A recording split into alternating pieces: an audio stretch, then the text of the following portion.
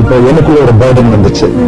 Because I made Jesus, என் ஜனங்களுக்கு, என் India தேசத்தில் இருக்கிற ஜனங்களுக்கு நான் சுவிசேஷத்தை சொல்லாம யார் சொல்லுவாங்க? If I won't go, who will go? இப்ப நான் டீச் பண்ணலன்னா எப்ப டீச் பண்ண முடியும்ன்ற அந்த வைராகியம் எனக்குள்ள வந்த பிறகு பல போராட்டங்கள் மத்தியில நான் போனது உண்டு. பல போராட்டம், பல பிரச்சனைகள், நிந்தனைகள், அவமானங்கள், கண்ணீர்கள். அவமானம் ரொம்ப பட்டுட்டேன் நான். Since 2006 வரலும் I went through lot of problems and words which really hurted me a lot. எங்க சொந்தத்துல நான் ரிஞ்சிலிருந்து ரட்சிக்கப்பட்டனால எல்லாருமே சொன்னாங்கன்னா, இவன் பைபிள் எடுத்திருக்கிறான், இவனுக்கு திருமணம் எல்லாம் ஆகாது, இவன் நடுத்தெருவுல தான் நிக்க போறான் அப்படின்னு சொல்ல all my family members and relatives எல்லாரும் சொன்னாங்க. அதெல்லாம் நான் பார்க்கணும். பிகாஸ் நான் சொன்னேன், நான் ஐ மேட் ஜீசஸ் யாரும் நம்பல. இவனை பார்க்க அப்படி தெரியலையே, இவன் போட்டு இயேசுவை பார்த்தாங்க, அதெல்லாம் சும்மா இவன் ஏதோ ஃபாரினுக்கு போக வேண்டான்றதுக்காக இவன் ஸ்டாப் பண்றதுக்காக இதெல்லாம் சொல்றானோ அப்படின்ட்டுலாம் நினைச்சது உண்டுங்க சிஸ்டர். சொன்னாக்கா எங்க பெரிய பண்ண சொன்னா, he is the God who rose from the dead. இதை வந்துட்டு நாங்க இந்தியில இருந்து யாரும் சொல்லி கொடுத்தது இல்ல.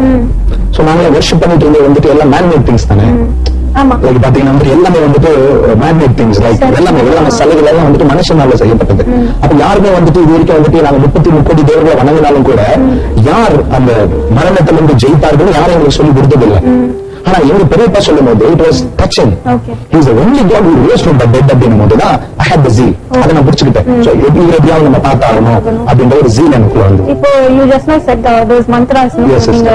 இது வந்து நார்மலா அந்த மந்த்ராஸ் வந்து கல்யாணத்துல Hindu peoples they use. Actually முக்காவாசி Hindu peoples வந்து use. But you just now said இதெல்லாமே வந்து நம்ம ஜீசஸ் கிரைஸ்ட குறிக்குது, கிறிஸ்டியன்ஸ் நம்மளும் யூஸ் பண்ணலாம் அப்படின்ட்டு. அவங்க எந்த மீனிங்ல they are அதெல்லாம் சொல்றாங்க? இல்ல, என்னுடைய ரிக்வெஸ்ட் எல்லாருக்கும் அதுதான். those people who go for கோயில போறாங்க, அவங்க வந்துட்டு அர்ச்சனை பண்றாங்க, அதோட அர்த்தத்தை தெரிஞ்சுக்குங்க. அதோட அர்த்தத்தை தெரிஞ்சுக்கிட்டாங்க அப்படின்னு சொன்னாக்கா they will know the truth. இப்ப அவங்க சான்ஸ்கிரிட்ல சொல்றதுனால இது எக்ஸாம்பிள். ஓம் ஸ்ரீ பிரம்மபுத்திராய நமஹ. பிரம்மான்றா நிறைய பேர் இந்துஸ்ல நானே என்ன நினைச்சிட்டேன்னா அது கடவுளுடைய பேர் நினைச்சிட்டு இருந்தேன். ஆனா அதோட அர்த்தம் பிரம்மான்றது வந்துட்டு சான்ஸ்கிரிட்ல காட், ஐ மீன் கிரியேட்டர்.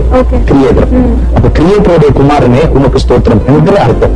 அப்ப அவங்க சான்ஸ்கிரிட்ல சொல்றதுனால நமக்கு எதுவும் புரியுது. அதுதான் சொல்றேன், அவங்க இப்படி பண்ணிட்டாங்க. பிரம்மான்னு அவங்க ஒரு கடவுளுக்கு பேருன்னு அவங்க கொடுத்துட்டாங்க. அப்ப உண்மையான அர்த்தம் வந்துட்டு சான்ஸ்கிரிட்ல பிரம்மான்றா காட், கிரியேட்டர்.